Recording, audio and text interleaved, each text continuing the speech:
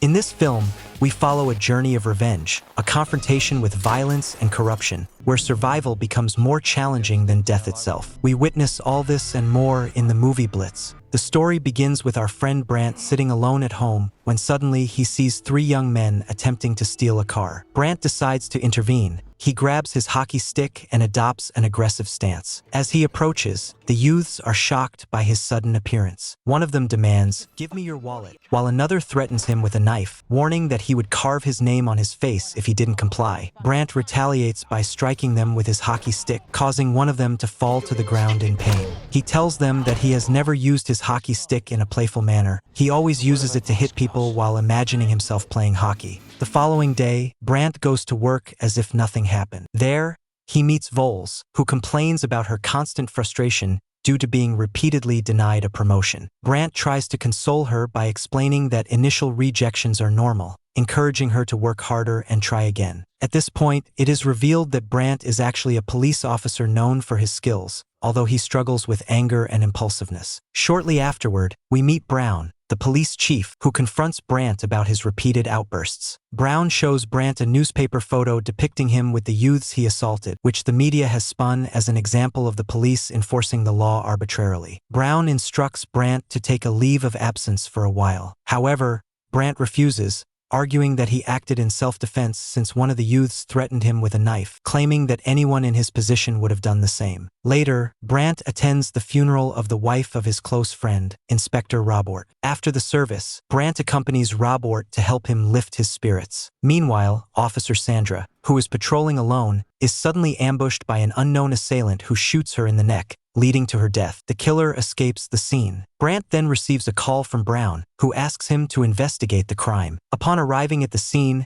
Voles tells him that Sandra was her colleague from police academy days, and soon the media begins to circulate the news. Brown gathers all the police officers and announces that Officer Nash will lead the investigation, holding Brant responsible. Brown urges everyone to resolve the case quickly as the press has begun to attack the police. During this time, a neighbor of Voles, Mike, reveals that he used to deal in contraband with his friends. He recounts a fight with a Russian man that resulted in the Russian's presumed death, and he asks Voles for help in getting him out of his current predicament. Shocked by his confession, Voles nonetheless decides to help him. She then approaches Brant, requesting assistance with Mike's situation. Brant advises her to speak with his friend, Inspector John, who will help her once he learns that she comes recommended by Brant. Journalist Thomas receives a call from the killer, who threatens to make Thomas famous by revealing every detail of his crime. The killer states his intention to kill every police officer in the city one by one, leaving Thomas stunned. The assailant then provokes a policeman on the street. Suddenly, the killer draws his gun and kills the officer in front of bystanders, plunging the area into chaos. The press, once again, turns public opinion against the police. When Brown learns of the situation, he loses his temper. At this point, Nash and Brant begin searching for any evidence that could lead them to the killer. Nash reviews surveillance footage and records while Brant conducts his own unconventional investigation, visiting every possible location where the killer might be hiding. During his search,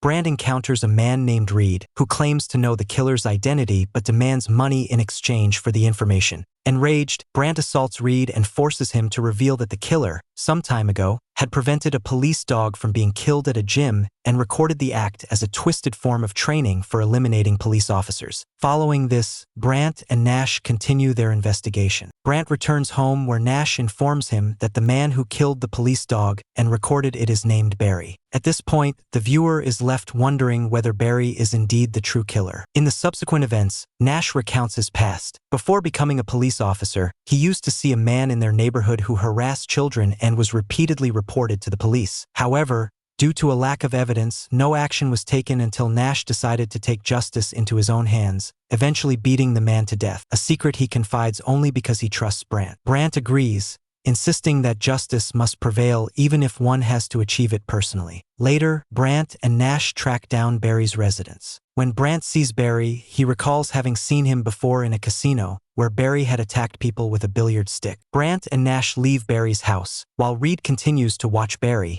hoping to learn more. Sometime later, Barry visits Inspector Robert's house, where he is confronted and ultimately kills Robert in a struggle. Barry then dons Robert's clothes, sets his body on fire, and escapes the scene. During the commotion, Barry contacts journalist Thomas, bragging about killing Inspector Robert and instructing Thomas to name the killer Blitz in his report. Barry then goes to a garage and leaves Robert's clothes and all incriminating evidence in an anonymous car. Reed, who witnesses Barry, quickly contacts Thomas claiming he has evidence identifying the killer, if only he receives $50,000 in return. Meanwhile, Voles visits John. When John sees her, he is impressed, and Voles explains Mike's situation. John dismisses it as a simple matter, noting that the Russian is still alive and that he can easily resolve the issue. Voles is equally impressed. Later, journalist Thomas meets with Reed, examines all the evidence, and demands the killer's name. However, Reed refuses to disclose it until he has received his money. During this exchange, while Reed is calculating the amount, Barry appears and kills him, stealing the money and fleeing. After these events, Nash and Brandt join forces with Thomas to piece together the case, although Thomas claims that his knowledge is limited to the evidence they have gathered. They inspect the garage and review camera footage, only to find that the cameras had been offline for a while. Not deterred, Brandt reviews Barry's criminal record and learns that he has been imprisoned several times for various crimes, and that the police associated with his previous cases were killed one by an unknown assailant. The audience is left to wonder who will be the next victim. Realizing that the killer intends to target Voles next, Brandt contacts her urgently. While Voles is near her home, Barry attacks her. Mike rushes to save her, but Barry strikes Mike forcefully, killing him. At that moment, Barry flees upon hearing police sirens. Voles is devastated and screams in shock at Mike's death. Brandt and the police arrive on the scene, and Brandt publishes Barry's photo in the news, hoping that someone will provide a tip about his whereabouts. Soon after, a tip leads them to a hotel where Barry is hiding. Brandt catches sight of Barry attempting to flee from the room, and a high-speed chase ensues through the streets.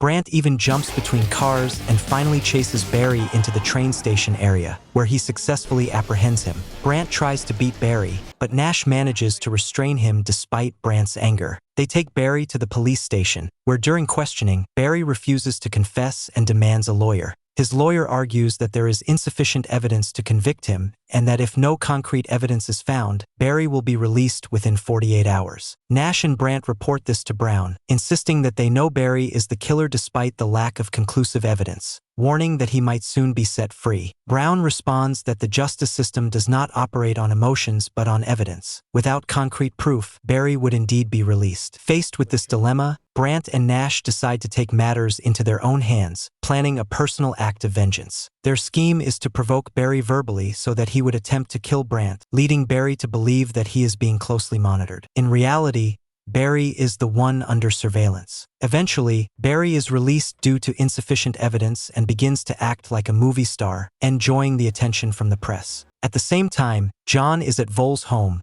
trying to ease her grief over Mike's death. When she asks about Brandt, John informs her that Brandt and the rest of the police have attended Inspector Robert's funeral. At the funeral, Brandt stands grieving over the loss of Robert, a loss that has left him unable to vent his anger on Barry. Yet, Barry, dressed in police attire, is seen standing nearby as if watching Brandt. This confirms that Barry's plan is working. He is monitoring Brandt with the intent to kill him. After the funeral, Brandt heads to the garage where he contacts the surveillance team, learning that Barry is still present in the building. Unbeknownst to them, Barry is disguised in a police uniform and remains hidden in the garage. Meanwhile, Brandt climbs to a building, and Barry follows him, tailing him until they reach the rooftop. There, Barry points his gun at Brandt and demands that he confront him. However, Nash, who had been covertly following Brandt, intervenes, and a brutal fight ensues until Barry falls to the ground. Barry tries to threaten Brandt, saying that he will sue the police for compensation, but Brandt retorts that this time he will not surrender Barry to the law. Instead,